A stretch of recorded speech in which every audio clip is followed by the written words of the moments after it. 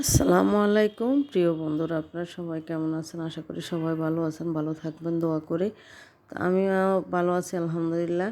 তো আমি আজকে রান্না করব কলার মোচা অথবা কলার থোড় বা কলার ফুল, যে যে নামে চেনেন। আমি এটাকে রান্না করতে, এটাকে বেছে এটার ভিতরে একটা শক্ত ডাটা থাকে, ওটাকে ফেলে দিয়ে পরিষ্কার করে ধুয়ে নেব। তো এটাকে আমি ধুয়ে সিদ্ধ বসিয়ে দিয়েছি, আর এদিকে মাছ দিয়ে রান্না করব। তো কী মাছ? এটা হচ্ছে কালীবাউস মাছ, ফ্রিজে ছিল। তো মাছটাকে ধুয়ে পরিষ্কার করে রেখেছি। এদিকে আমি কিছু জিরা এবং রাঁধুনি জিরা বেটে নিয়েছি।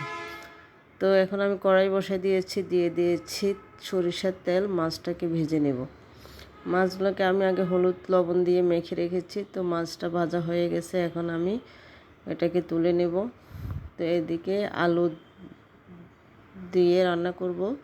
তো আলুগুলোকে ভেজে নিচ্ছি, ভেজে উঠিয়ে নিলাম। তো এখন আমি কড়াইতে তেল দিয়ে দিলাম পেঁয়াজ, মরিচ, লবণ, তারপর আদা বাটা, যে আদা রসুন বাটা। এখন দিয়ে দিলাম শুকনো মরিচের গুঁড়া, আর পরে ধনিয়ার গুঁড়া দিয়ে দিলাম কিছু, জিরা বাটা।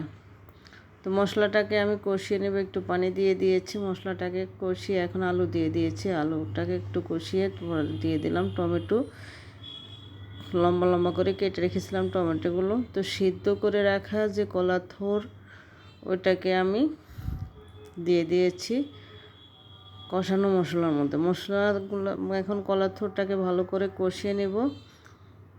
তো এটা এভাবে এখন আমি জল দিয়ে দিয়েছি মাছ। এখন আমি এটাকে রান্না করে নেব, ডেকে রান্না করব। তো দেখুন কালারটা অনেক সুন্দর হয়েছে, খেতেও দারুণ হয়েছে। তো এইভাবে আপনারা রান্না করে খাবেন। ভিডিওটি ভালো লাগলে প্লিজ লাইক, কমেন্ট, শেয়ার করুন। পেজটি ফলো দিয়ে সাথে থাকবেন। ধন্যবাদ। আসসালামু আলাইকুম।